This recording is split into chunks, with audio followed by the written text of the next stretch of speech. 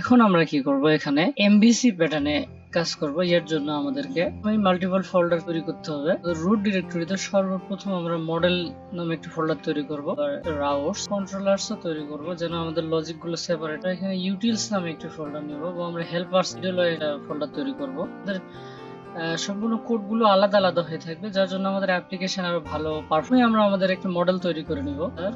এখানে সর্বপ্রথম মঙ্গোসকে ইম্পোর্ট করব। মঙ্গোস এখানে আমরা স্কিমা তৈরি করব, যার জন্য আমাদের একটি নিউ ভেরিয়েবল নিতে হবে, const user new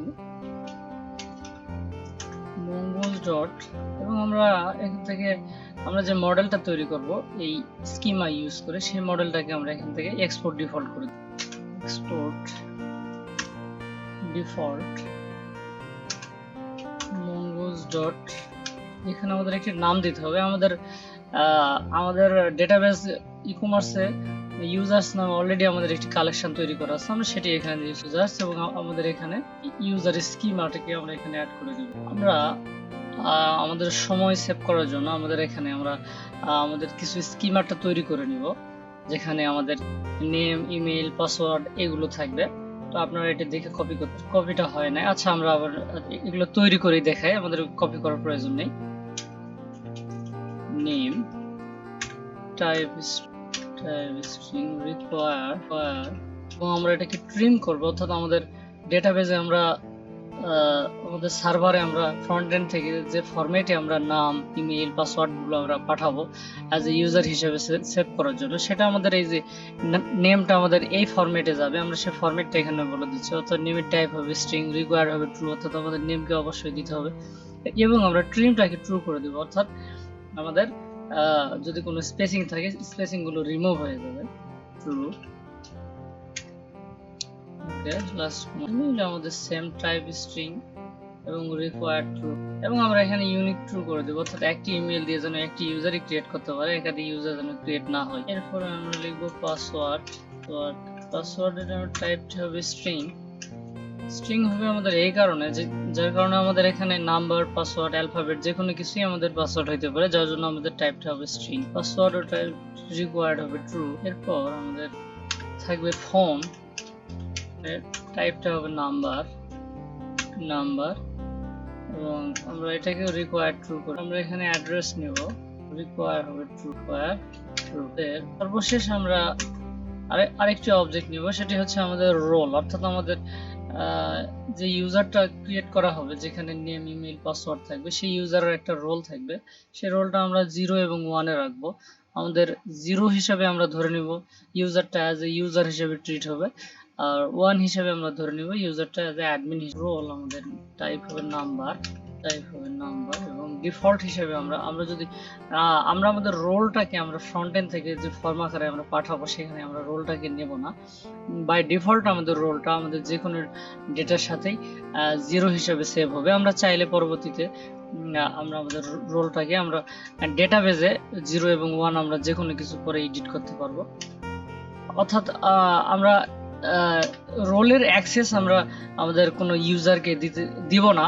আমরা যদি কোনো রোলের অ্যাক্সেসটা ইউজারকে দিই, ইউজার যদি এখানে রোল হিসেবে 1 কে সেন্ড করতে সক্ষম হয়, তাহলে দেখা যাবে সেই ইউজার নিজেকে অ্যাডমিন হিসেবে তৈরি করে নিতে পারবে। আমরা সেই সুযোগটি কোনো ইউজারকে দিতে চাচ্ছি না।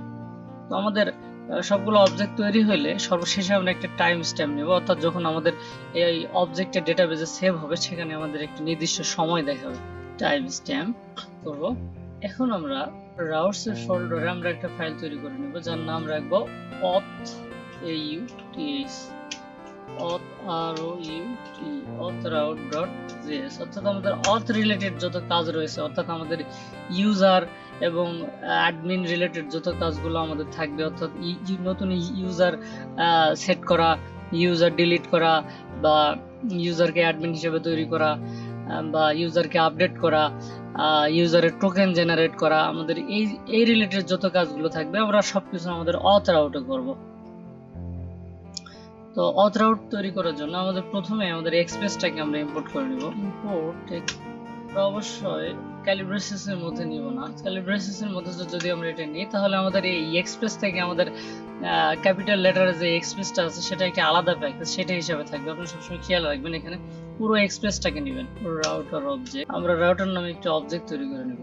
রাউটার এক্সপ্রেসটাকে আমরা সম্পূর্ণ এক্সপ্রেসটাকে আমরা এক্সপ্রেসের রাউটার নামে একটি প্যাকেজ থাকে, সেই রাউটারটাকে আমরা কল দিয়ে আমরা এই রাউটারের ভেতরে সেটাকে নিয়ে আসবো। রাউটারকে এখন আমরা আমাদের রাউটারটা তৈরি হয়ে গেছে। এখন আমরা আমাদের রাউটিং এর কাজগুলো রাউটিং, প্রথমেই আমরা আমাদের রেজিস্টার অর্থাৎ আমাদের নতুন ইউজার তৈরি করার কাজ, এবং আমাদের এই রেজিস্টারের মেথডটা হবে পোস্ট, অর্থাৎ আমরা কোনো আমাদের ফ্রন্ট এন্ড থেকে আমাদের অবশ্যই ডেটাটাকে পোস্ট করে আমাদের এখানে ব্যাক এন্ডে পাঠাতে হবে। আমরা পোস্ট করার পরেই তো আমরা সেই ডেটাটাকে সার্ভারের মাধ্যমে ডেটাবেজে আমরা সেটাকে সেভ করতে পারবো। আমাদের অবশ্যই পোস্ট রিকোয়েস্ট আসতে হবে। অর্থাৎ রাউটার ডট পোস্ট রেজিস্টার অর্থাৎ আমরা আমাদের ব্রাউজারে আমাদের রেজিস্টার লিখে, এবং তার আগে হয়তো আরো অনেক কিছু থাকবে, আমাদের রেজিস্টার লিখে যদি আমরা পোস্টে হিট করি তাহলে আমাদের এই রাউটারে আসবে এবং এখানে আমাদের রাউটিং এর কাজগুলো হবে। তো আমরা এখানে একটা কন্ট্রোলার তৈরি করব, বা এখানে আমাদের সিস্টেমটা হচ্ছে আমাদের স্ল্যাশ যে রাউটিং এর নামটা থাকবে তারপরে আমাদের একটা কলব্যাক ফাংশন প্যাটার্নে যেতে হবে। তো আমরা এই কলব্যাক ফাংশনটা এখানে তৈরি না করে আমরা আলাদা করে কন্ট্রোলারসে আমরা এই কলব্যাক ফাংশনটা তৈরি করব। এখানে শুধু আমরা সেই কন্ট্রোলারসের নামটা দিব এবং কন্ট্রোলারসে তৈরি হওয়ার পর সেখান থেকে আমরা এটাকে ইম্পোর্ট করব। রেজিস্টার সর্বশেষে আমাদের এই রাউটারটাকে আমাদের এখান থেকে এক্সপোর্ট করে দিতে হবে, যেন আমরা এটাকে সার্ভার থেকে আমরা রাউটারটাকে এক্সপোর্ট করে দিলাম, যাতে করে আমরা যে কোনো জায়গা থেকে তাকে ইম্পোর্ট করে ইউজ করতে পারি। আমরা এই যে এখানে যে পোস্ট মেথডে একটা রেজিস্টার কন্ট্রোলার তৈরি করলাম, আমরা কন্ট্রোলারের ভিতরে আমরা একটা অথ কন্ট্রোলার তৈরি করব, যে অথ কন্ট্রোলারের ভিতরে এখানে আমাদের যাবতীয় যতগুলো রাউটারিং এর কলব্যাক ফাংশন থাকবে আমরা সবগুলো এই কন্ট্রোলারে তৈরি করব। অর্থাৎ আমাদের এই যে অথ রাউটে যত কলব্যাকের কাজ থাকবে, এই কলব্যাকের কাজগুলো আমরা এখানে একটা অথ কন্ট্রোলারের নামে একটা কন্ট্রোলার তৈরি করব, সেখানে আমরা সব কলব্যাকের কাজগুলো করব। তো এখানে আমরা নাম দিচ্ছি অথ কন্ট্রোলার ডট জেএস। এখানে এক্সপোর্ট, প্রথমে আমরা এক্সপোর্ট করে দিব এক্সপোর্ট কনস্ট। আমরা এখানে যে নামে তৈরি করছি নিশ্চয়ই আমাদের সেম নাম রাখতে হবে। আমরা অবশ্যই একটা ফাইল, আমরা এই কন্ট্রোলারস যে কলব্যাক ফাংশন এটাকে আমরা অবশ্যই অ্যাসিঙ্ক অ্যাওয়েট প্যাটার্ন নিতে করে আমরা অ্যাসিঙ্ক অ্যাওয়েট, এবং আমরা এখানে ট্রাই গ্যাস আমরা এই কাজগুলো পরে করব। তার আগে আমরা আমাদের প্রয়োজনীয় ইম্পোর্টের কাজগুলো করে নিতে চাই। আমরা এখানে অথ কন্ট্রোলারে যে রেজিস্টার কন্ট্রোলার কলব্যাকটা তৈরি করলাম, আমরা এই অথ রাউটে এটাকে যদি কন্ট্রোল স্পেস চাপ দিই, আমরা এখানে যদি আমাদের তৈরি সঠিকভাবে হয়ে থাকে এবং এক্সপোর্টে সঠিকভাবে আমরা করতে পারি, তাহলে আমাদের এখানে সাজেশন শো করবে।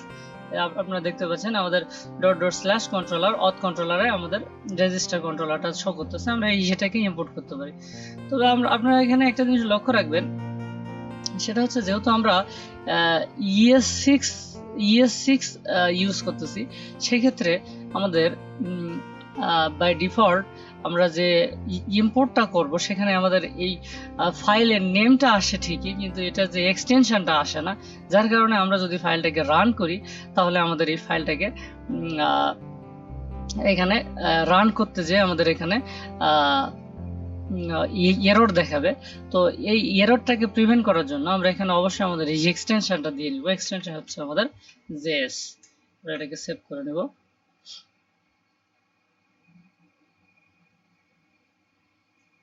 এখন আমরা সবার আগে আমাদের এই রাউটারটাকে সার্ভারে এক্সপোর্ট করে নিব।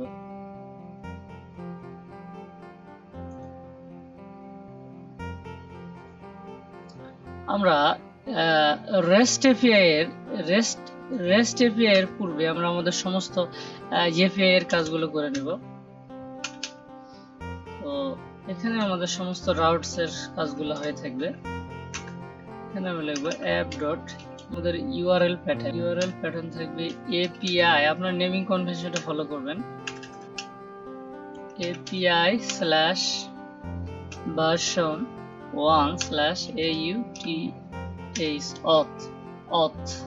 আমরা এখানে অর্থাৎ আমরা যদি আমাদের ব্রাউজারে /API/v1/auth লিখে সার্চ দিই বা ইন্টারফেস করি, তাহলে আমাদের সার্ভার থেকে তাকে আমাদের এই যে অথ রিলেটেড এই যে অথ রাউটের মাধ্যমে আমাদের এই অথ রাউটে নিয়ে আসবে। আমরা সেই রাউটে নিয়ে আসার ব্যবস্থা করব। আমরা এখানে এই যে রাউট থেকে যে রাউটারটাকে এক্সপোর্ট করে ডিফল্ট ভাবে এক্সপোর্ট করছি, আমরা সেটাকে আমরা এই সার্ভারে ইম্পোর্ট করব, যাতে করে আমাদের api/auth/ দিলে যেন আমাদের এই রাউটারের মাধ্যমে আমাদের এই অথ রাউটারে নিয়ে যায়।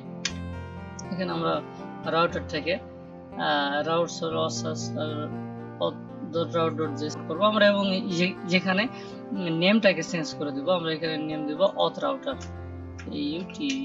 অথ রাউটার, এবং সেই সেম নেমটাকে আমরা এখানে, অর্থাৎ এখন যদি আমরা আমাদের ব্রাউজারে api/v1/auth লিখে সার্চ করি, তাহলে আমাদের এই যে অথ রাউটার আছে, আমাদের এই অথ রাউটারের এই রাউটে নিয়ে যাবে, অর্থাৎ এই যে অথ রাউটে নিয়ে যাবে এই রাউটারের মাধ্যমে। এবং এই রাউটারের এসে যদি আমরা দেখি যে অথের এই যে যেখানে যে api/auth/v1/auth আছে, এবং তারপরে যদি আমরা এখানে রাউটারে রেজিস্টার লিখে পোস্টে হিট করি, তাহলে আমাদের এই যে রেজিস্টার কন্ট্রোলার্স নিয়ে যাবে, এবং এই রেজিস্টার কন্ট্রোলার্স নিয়ে যেয়ে আমাদের বাকি কাজগুলো এখান থেকে এই রেজিস্টার কন্ট্রোলার নিয়ে যাবে, এবং এই রেজিস্টার কন্ট্রোলারে আমাদের কল ব্যাকের যাবতীয় কাজগুলো হবে।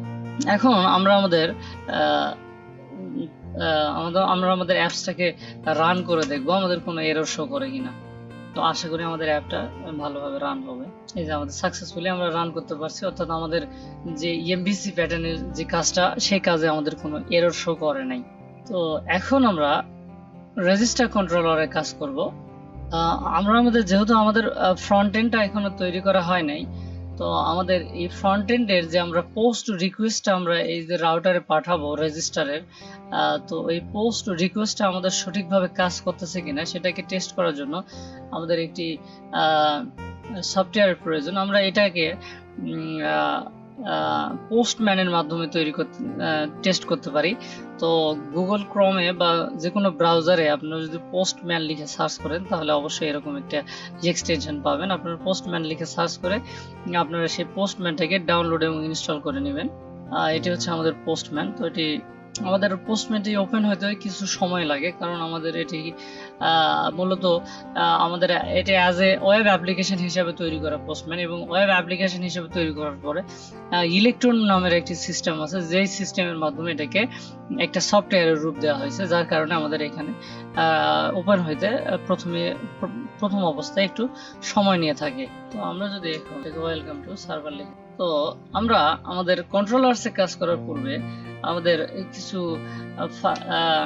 MongoDB প্যাকেজের হেল্প প্রয়োজন পড়বে, অর্থাৎ আমাদের সার্ভারের মাধ্যমে ডেটাবেজে আমরা যখন আমাদের ডেটাটাকে সেভ করব, সে সময় আমাদের ডেটাগুলোকে ফরম্যাট করার জন্য কিছু আমাদের এই আমাদের কিছু প্যাকেজের প্রয়োজন হবে। যেমন যখন আমরা আমাদের ফ্রন্ট এন্ড থেকে আমাদের নেম, ইমেল এবং পাসওয়ার্ডটা দিব, তো সেই পাসওয়ার্ডটা আমাদের প্লেন পাসওয়ার্ড হিসেবে থেকে যাবে। আমরা যদি প্লেন পাসওয়ার্ড হিসেবে এটাকে সেভ করি, তাহলে এটা আমাদের একটা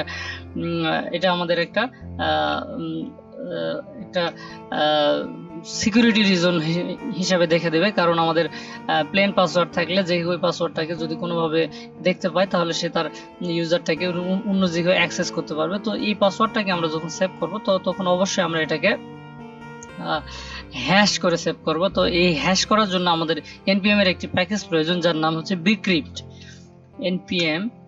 এই bcrypt এর মাধ্যমে আমরা পাসওয়ার্ডটাকে হ্যাশ করে সেভ করতে পারবো। bcrypt npmi bcrypt। তো এই আমরা যখন আমাদের সার্ভারে অর্থাৎ ব্যাকএন্ডে যখন আমরা কোনো ডেটাকে পাঠাবো, আমরা এই যে নেম, ইমেল, পাসওয়ার্ডটাকে পাঠাচ্ছি, এই যে পাসওয়ার্ডটা আমরা পাবো, সেই পাসওয়ার্ডটাকে আমরা হ্যাশ করব। তো এই হ্যাশ করার জন্য আমরা একটা ফাংশন তৈরি করব, এবং এই যে কাজগুলো আমাদের হ্যাশিং বা আমাদের পাসওয়ার্ডটাকে আবার বা আমাদের রোল চেক করা, এই কাজগুলো আমরা আমাদের হেল্পারসের মধ্যে করে রাখবো। আমরা প্রথমে একটা authhelper.js নামে একটি ফাইল নিব, এবং এইখানে আমরা আমাদের পাসওয়ার্ড হ্যাশিং এর কাজগুলো করব। এখানে প্রথমে আমরা আমাদের bcryptটাকে ইম্পোর্ট করে নিব। import bcrypt from আমরা এখানে একটি একটু ভেরিয়েবল ডিক্লেয়ার করে নেব এবং ভেরিয়েবলটাকে প্রথমে আমরা এক্সপোর্ট করে দেব। Export const hash password